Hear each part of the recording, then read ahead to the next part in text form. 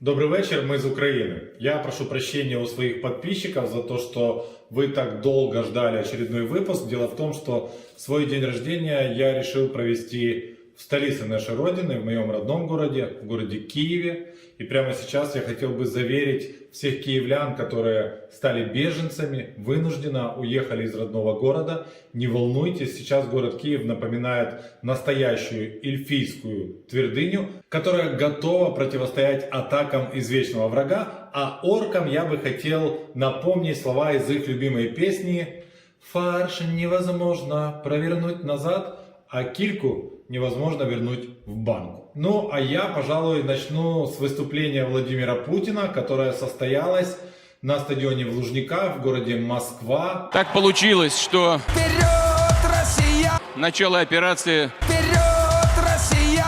совпало, Вперед, Россия! совершенно случайно совпало с днем рождения Вперед, Россия! одного из наших Вперед, Россия! Там прямо на стадионе собралось 100 тысяч, вокруг собралось 200 тысяч. И вот эту всю толпу удалось собрать не только потому, что раздавали бесплатно хот-доги или ставили зачеты студентам просто так. На самом деле, как показывает статистика, на сегодня вторжение в Украину, войну с Украиной поддерживает 71% россиян. И это еще раз ответ на вопрос русских, которые пишут нам в комментарии: а почему вы говорите, что мы виноваты? Мы не виноваты, мы не поддерживаем Путина. Вот вы даже вот сейчас статистику привели, всего 71%, а 29% он Путина не поддерживает. Нет, он тоже поддерживает Путина, потому что вы не взяли в руки оружие для того, чтобы остановить диктатора. Эти 29% сейчас пытаются просто спетлять с Россией или молчат в тряпочку. И если им и стыдно, то только за то, что у них нету второго паспорта и двойного гражданства. Но надо сказать, что россиянам, которые на стадионе стояли в очереди за бесплатными хот-догами, крупно повезло, потому что в это же время в других городах России люди стояли за платным сахаром, выдавали всего по 5 килограммов на рыло. И там уже были скандалы. И должен вам сказать, что всего 23 дня понадобилось России для того, чтобы из великой державы превратиться снова в совок, где тебе нужно становиться в очередь за сахаром и этот самый сахар покупать. Поверьте мне, что все это уже было, и я был тому свидетелем. Когда разваливался Советский Союз, когда все накрывалось мокрой тряпкой, когда перестройка не сработала, было время, когда начал пропадать сахар. Вернее, он был, но каждый катаклизм в Советском Союзе и в истории России, мне кажется, он все время связан с сахаром или с гречкой. Так вот, я был школьником, мне было, наверное, 14 или 15 лет. Тогда магазин открывался в 8 утра. Я приходил в 7 утра, становился в очередь. Уже стояло человек 140. Мы до 8 утра, вот 140 человек стояли в очереди. В 8 утра открывали магазин. И по талонам мы получали сахар. И мне кажется, что вот тот сахар в 3-литровых банках, который мы зачем-то собирали в каких-то невероятных количествах, у нас дома простоял 20 лет.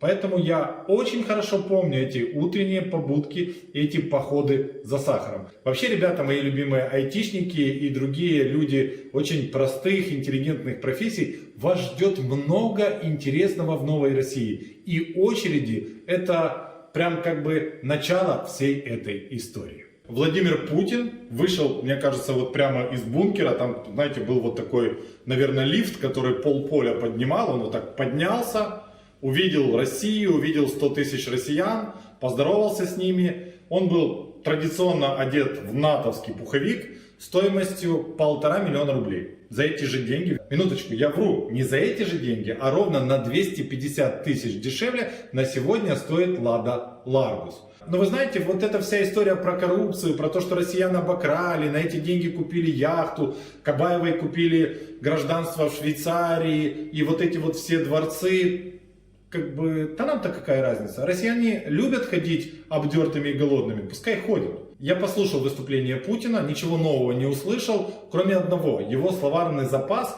уже схлопнулся до 3 слов. Это геноцид, националисты и бандеровцы. А знаменитый русский народ, который вырос на произведениях Чехова, Достоевского и Толстого, отвечал также односложно.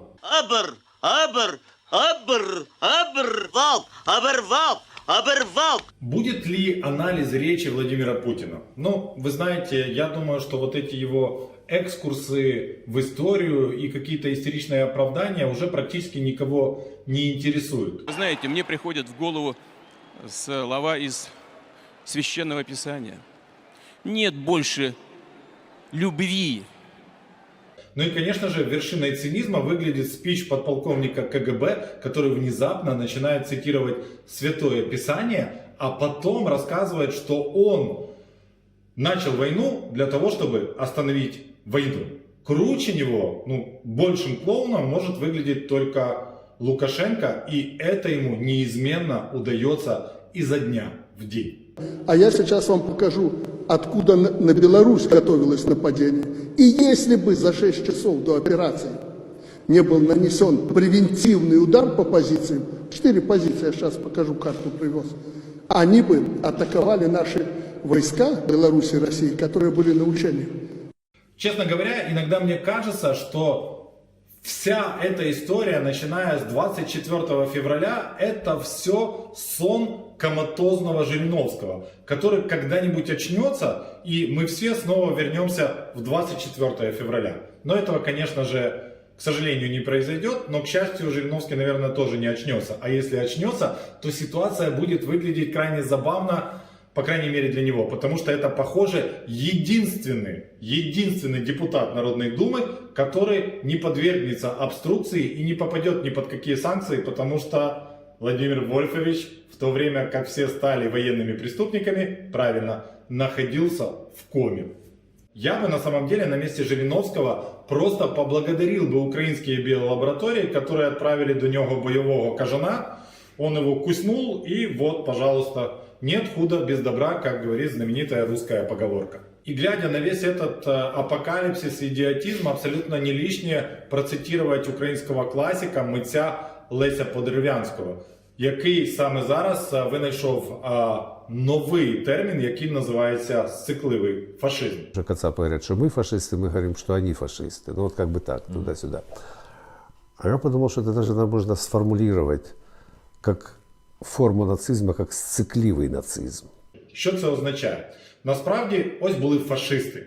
Фашисти були, знаєте, абсолютно зухвалими хлопцями, які не приховували, що вони прийшли знищувати недолюдей, знищувати дефективних, тому що вони арійці, тому що вони вища сила, і їм абсолютно все одно, що ми вважаємо, що вони зло. Росіяни за Подерев'янським, вони сцикливі фашисти, тому що вони кажуть, та ні, це не ми фашисти, це вони фашисти, ми добрі, ми нікого не йдемо вбивати, ми усіх йдемо рятувати.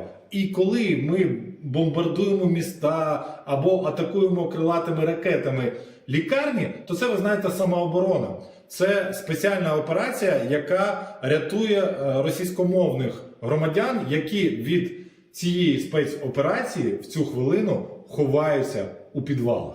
І далі я також абсолютно погоджуюся з Подерев'янським, що, ви знаєте, нацисти не тільки були зухвалими, в них, решті-решт, був стиль. В них була форма від Hugo Boss, в них були, знаєте, такі кремезні, відгодовані нацисти, які позували на плакатах. В них була справжня школа архітектурна, в них були класні режисери, які могли відзняти всю цю історію як епохально. Німці тоді виглядали, знаєте, принаймні як для себе, справжніми гіперборейцями. Тепер давайте подивимося на російську армію. А у них вот эта форма, вот это говно, вот эта техника говно.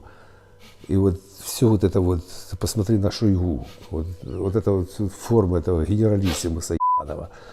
От себя я добавлю, что я в принципе не понимаю, почему российская армия, она вся выглядит как оверсайз. Почему вот эти, сука, гномы, они постоянно одевают одежду, которую покупаю я себе. Это 3XL, при том, что у тебя рост 1,65 м, и у тебя рукава волочатся по земле? Почему вы все время замурзаны? Почему вся эта форма, знаете, такого характерно коричневого цвета? Сука, послушайте, но кто захочет быть похожими на таких фашистов, как вы? Вы же похожи на чертей и орков, и реально вся Украина называет вас орками. Вот возьмите, сделайте скриншот из фильма «Властелин колец», потом подойдите в любую военную часть российскую, и вы, сука, подумаете, что это не скриншот, что это фотография из паспорта. Я клянусь, просто проведите такой эксперимент. И единственное, кто, в принципе, в российской армии похожи на людей, это будет очень смешно, как бы, я не должен говорить, правильно? Я же не должен говорить, что... Нет, я могу это говорить, потому что я по национальности грузин, и за глаза нас часто называют зверями, и вот у меня вопрос. Почему в российской армии только звери похожи на людей? Вы мне можете объяснить? А у меня есть ответ на этот вопрос. Все очень просто, потому что кадыровская армия, у нее самая главная задача захватить ТикТок. И поверьте мне, что если завтра Евросоюз введет санкции против кадыровцев, и они не смогут загружать свои видео на ТикТок, вот эти Ахмат Велик, то все, они развернутся и поедут домой. Мародерить тут нечего, тут их убивают, тут их взрывают, тут их вырезают. В принципе, ни о каком трофейном ленд-крузере речь не идет, а если нельзя сняться в ТикТоке, то нахера им такая война? На самом деле, оболванить кадыровцев очень трудно. Они от России получают дань. И в России у них есть лицензия на убийство. А вот эта вся история про великую Россию, про великий отдельный путь России куда-то не то, это их вообще все до лампочки. Вот как в том фильме про Шурика. Все, что хотят кадыровцы, выглядеть круто в ТикТоке, быть одетыми в хорошую тактическую одежду. Ну и как бы, если получится, то какой-нибудь все-таки автомобиль смародерить в Украине. Кстати, для тех, кто до сих пор не может понять, что означает клич кадыровцев Ахмат Велик, обратите внимание на отчество Рамзана. Это Ахматович. И я думаю, что все для вас сразу станет на свои места. В продолжении темы ТикТока я бы, кстати, россиянам посоветовал не становиться в очереди за хот-догом или за сахаром, а просто очень быстро двигаться в сторону чердаков и чуланов и там постараться разыскать видеомагнитофоны. Потому что в ближайшее время и Facebook, и Instagram, и TikTok, и вот уже YouTube вы сможете смотреть только на видеокассетах, потому что железный занавес опускается. И, ребята, все, что вам остается, это подписаться на мой Telegram, потому что пока в России он еще работает, а все остальное, похоже, в ближайшее время накроется. И даже через VPN вы не сможете заходить в социальные сети. Но вы это заслужили. Но это санкции, которые Россия вводит сама против себя для того, чтобы искажать реальность дальше для своего населения. Что же сделала ЕС? На сегодня в России приостановила работу крупнейшая контора по производству шин. Это Pirelli. До этого уже отвалился Michelin, до этого отвалился Bridgestone. И, естественно, цены на убогие китайские шины выросли уже процентов на 50. Как я уже говорил, абсолютно не стыдно ни россиянам, ни моим бывшим коллегам, российским автомобильным журналистам перед Украиной. Перед тем, что они убивают детей, перед тем, что их страна нарушает международное право, а Путин просто танцует на костях людей. Нет, они обсуждают проблематику того, что, наверное, несмотря на то, что в России еще немного зима, самое время купить летнюю шину и переобуться. Друзья, переобуваться уже поздно. Хотя, возможно, кое-кто из вас попробует сделать это в воздухе. А для моих безмозглых 20-30-летних айтишников я раскрываю еще один классный лайфхак, с которым вам скоро придется встретиться. Да, все это уже было, потому что все родом из Советского Союза, и круг для вас замыкается. Так вот, в Советском Союзе не было зимних шин. В Советском Союзе была всесезонка. И эту всесезонку достать было тоже никак невозможно, потому что да нахрен кого интересовал тот частный сектор. Так вот, все пытались выхватить так называемые шины-наварка. Знаете, что такое шины-наварка? Это когда ваши новые шины полностью сносились и стали лысыми, то затем вот это все собиралось на специальные предприятия, и на вот эту лысую изношенную шину, да, наклеивался, наваривался специальный протектор, новый протектор. Шина выглядела как новая, но были небольшие проблемы. Иногда в повороте вот эта вот наварка могла расслоиться, и вы могли убиться, но в принципе, как я уже говорил, это никого не волновало. А вам вам пора думать по поводу того, что наварка это отличный вариант. Просто супер вещь, например, для BMW M3. А теперь наша любимая рубрика «Перехваты от СБУ». Алло, Алло, мам, привет. привет. Как Можешь дела? уделить минут 10 поговорить? Как дела? Да, дела-то нормально, мам. Ну, как сказать нормально? Короче, ты у Дмитриевны, да? Да. Попроси ее, чтобы она, короче, не знаю, что-нибудь сделала. Нас тут минами закидывают. Сегодня меня чуть не убило вообще 2 раза. Сейчас попрошу. Да, в окопах сидим, к нам прям в окопы уже залетают. Это жесть. Они, короче, с каждым днем все точнее и точнее бьют. Я боюсь, сегодня ночью или завтра они вообще тут в окопы уже залетать будут. Нас поставили, короче, около посадках. Просто стоять, короче, и терпеть. Ждать, пока они отступят. А они не собираются вообще отступать. И наши тоже никакой атаки, ни ответки, ничего не дают вообще. Они нас просто закидывают нахрен. Это жесть, это ужас просто. Сейчас попрошу. Да. Продукты там привезли, Ленточку вещи. положи там куда-нибудь в карман. Да я уже завязал ее вокруг этого, вокруг пояса. Георгиевские ленточки там. Обмотался, все получил. Спасибо. Мгм. Там слышишь, я вчера на работе была. Сказали с вашего подразделения, что по 28 тысяч к зарплате пришло. Ну да, я знаю, еще 3 дня назад Знаешь. узнал, мне пришло уже.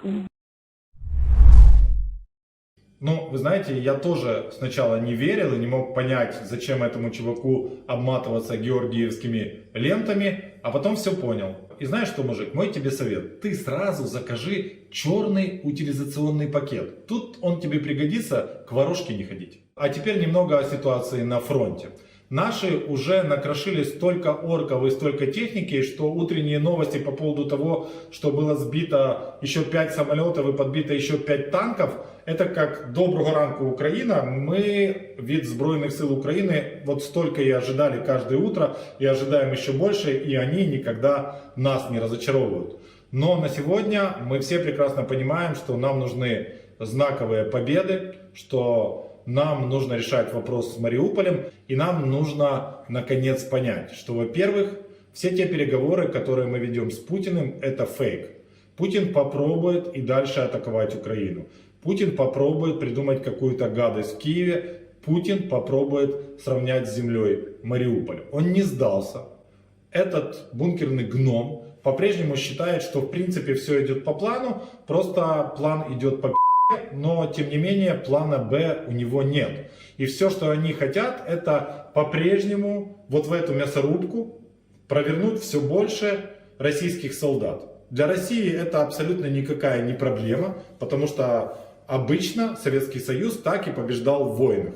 Ты бросаешь несколько миллионов людей и смотришь, как они горят в этом мировом костре. Потом еще добавляешь до самой победы. Но есть одна небольшая проблема. Если Путин придумал себе какую-то окопную войну, то это история, которая приведет к тому, что его солдаты, они сгниют в этих окопах. Они умрут от дизентерии, от тифа, от холеры. Ну и, конечно же, их будут убивать свежие украинские солдаты, которые утром випили кофе, з'їли львівський круасан, взяли енлав і пішли вбивати росіян. А росіяни в цей час вночі спали в багнюці, зранку вони съели одну галету без соли, у них нет оружия, они голодные, они демотивированные. То, что их сейчас в Украине 150 тысяч, это говорит лишь о том, что могил нам придется рыть много. И нужно будет привлекать украинских фермеров, которые экскаваторами и тракторами будут здесь делать гигантские братские могилы. Но, похоже, на это уйдет время. Если Путин рассчитывал на Блицкриг, а мы рассчитывали, что Путин одумается и поймет, что все это поражение, то нет. Путин не считает, что он проиграл, Блицкриг у него не получился. А нам всем нужно очнуться. Нам нужно очнуться от этого дня сурка. Нам нужно понимать, что уже прошло 23 дня. Экономика Украины начинает адаптироваться. Не каждый из украинцев воин, но каждый из украинцев солдат. Нужно подниматься и начинать что-то делать для нашей общей победы. Мы не можем просто сидеть сейчас, читать новости, созваниваться друг с другом и говорить: ты слышал, ты видел, а вот так и сидеть на месте и ничего не делать. Нужно вставать и помогать стране всем, чем мы можем. Ми переможемо. Слава Україні! Вот они поехали в объезд и сюда попали. А эти через недельку приехали спасать. Вот. Но чернозем украинский из Сумской области их уже не выпустил. Вот они здесь и припарковались на стояночку платную. На самом деле мы уже закончили съемку. Я забыл вам рассказать об очень важном событии. США нам передает компактные беспилотники. Ими могут пользоваться даже маленькие дети из Фольксштурма. И эти дроны называются Switchblade, дрон Кикабидзе. Не дрон Кикабидзе, а дрон Камикадзе. И это очень классная техника. Она компактная, она очень простая и на самом деле она высокоточная. Оператор, если ему повезет, может прицелиться в автомобиль, убить водителя, но пассажиры не пострадают. Этот дрон стоит всего $6000, а может нанести большой урон технике, которая стоит миллионы. Таким образом, дешевыми хлопушками мы будем выносить вот эти вот русские ржавые консервные банки еще быстрее, еще эффективнее и еще дешевле.